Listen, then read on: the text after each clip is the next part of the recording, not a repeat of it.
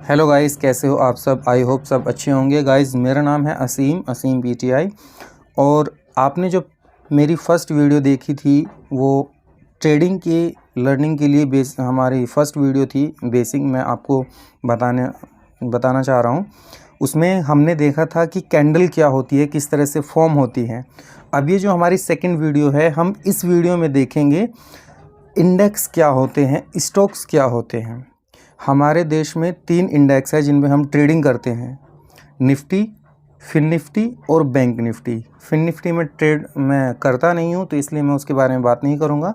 Nifty और bank Nifty के बारे में बात करूँगा। और मैं आपको एक चीज़ यहाँ पे बताता चलूँ कि 100 में से 25% जो ट्रेडिंग होती है वो स्टॉक्स में होती है, वहीं 75% जो ट्रेडिंग होती है वो निफ्टी और बैंक निफ्टी में होती है। क्योंकि निफ्टी में हम लोग ऑप्शन बाई और सेल करते हैं, निफ्टी और बैंक निफ्टी में। और स्टॉक में 25% ट्रेडिंग होती है। तो निफ्टी में क्या होता है, जो हमारे देश की टॉप 50 यानी टॉप 50 कंपनी जो है वो निफ्टी में ऐड होती है।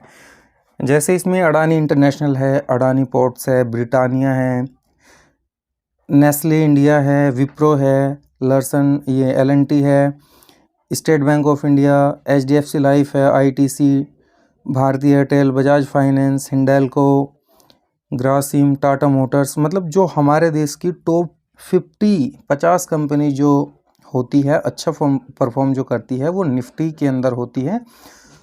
और बैंक निफ्टी में हमारे 11 बैंक इंक्लूड होते हैं। तो हम पहले निफ्टी की बात करेंगे। क्या होता है कि अगर उन 50 कंपनी में से कोई एक कंपनी या 2 कंपनी, पहले तो एक ही कंपनी आएगी, अगर कोई एक कंपनी ख़राब परफॉर्म करती है तो उसको इंडेक्स से बाहर कर दिया जाता है और उसकी जगह दूसरी किसी कंपनी को ऐड कर लिया जाता है रैंकिंग के आधार पे। तो निफ्टी में हमेशा 50 कंपनी ही रहती है। और बैंक निफ्टी में आप देखिएगा, बैंक निफ्टी में 11 बैंक हैं हमारे देश के जो सबसे बड़े बैंक होते हैं। जैसे एक्सिस बैंक हो गया, ICI बैंक हो गया, HDFC बैंक हो गया, इंडसइंड बैंक हो गया, federal bank, bank of Baroda, बंधन बैंक हो गया, Kotak bank, state bank of India, AU small finance bank limited, IDFC first bank, Punjab national bank. ये इसमें 11 बैंक इंक्लूड होते हैं। तो इसमें क्या है, मैं आपको एक चीज़ और बता दूं, यहाँ पे कुछ बैंक्स ऐसे हैं जिनकी स्टेक होल्डिंग, मतलब जिनका स्टेक बैंक निफ्टी में ज़्यादा है। उसमें आपका ICI बैंक है, कोटक बैंक है, और HDFC बैंक है, एक्सिस बैंक है। ये 4 बहुत, और स्टेट बैंक ऑफ इंडिया, ये 4-5 बड़े बैंक हैं जो आई थिंक 50% स्टेक करते हैं बैंक निफ्टी के अंदर। बाकी 6 जो बैंक है वो 50% अपना अलग से स्टेक करते हैं। तो आप गूगल पे जाके आप चेक कर लीजिएगा कि कौन से बैंक का कितना परसेंट बैंक निफ्टी में इंक्लूड है।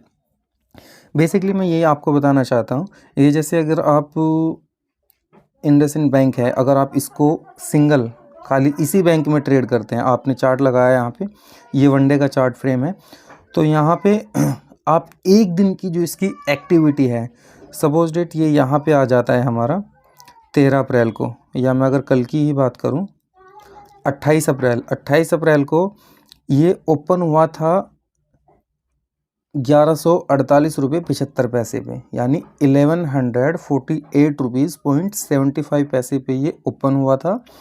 और जो इसका हाई लगा था, जो इसकी विक ऊपर निकल रही है ना, मैंने आपको कैंडल वाली वीडियो में बताया था, जो इसका हाई गया था वो गया था 1157 रुपये, यानी 1157 रुपीज़ 55 पैसे।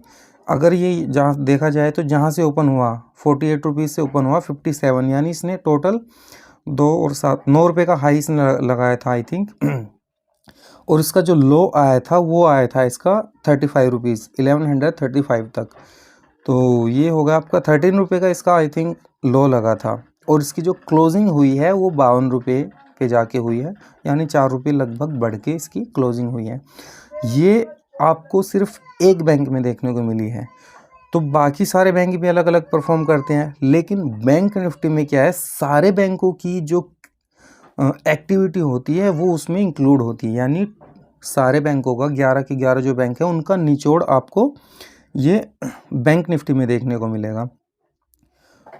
और निफ्टी में भी ऐसे ही जो 50 कंपनीज़ हैं उनकी अपनी अलग अलग एक्टिविटी होती है, लेकिन निफ्टी के अंदर 50 की 50 कंपनी की एक्टिविटी आपको एक साथ देखने को मिलेगी। तो वहाँ पे क्या होता है, निफ्टी और 50 में प्राइस बहुत ज़्यादा हाई और लो होते हैं, रिस्क बहुत ज़्यादा होता है, प्रॉफिट भी ज़्यादा है तो रिस्क भी ज़्यादा होगा।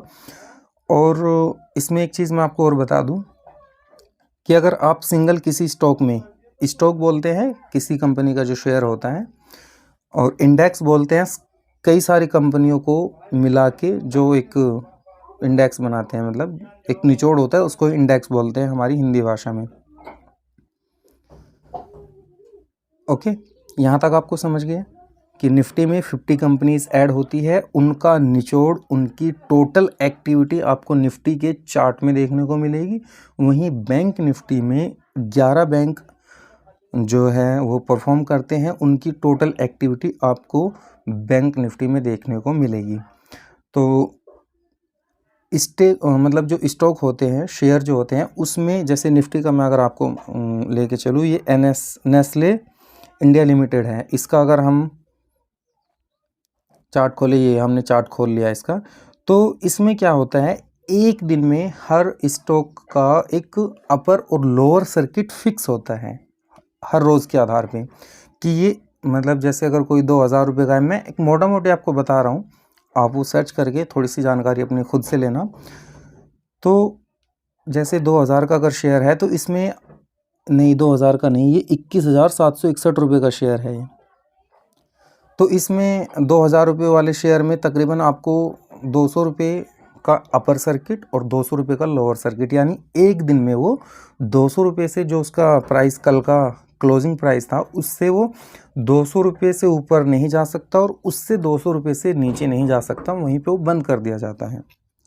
लेकिन निफ्टी और बैंक निफ्टी के इंडेक्स में क्या होता है, जब आप उसमें ऑप्शन में ट्रेडिंग करते हो तो वहाँ पे कोई लोअर और हायर लिमिट सेट नहीं होती है, वहाँ आपका बैलेंस ज़ीरो भी हो सकता है और वहाँ आपका एक मतलब 1 लाख रुपए आपका 5 लाख रुपए 10 लाख रुपए भी हो सकता है।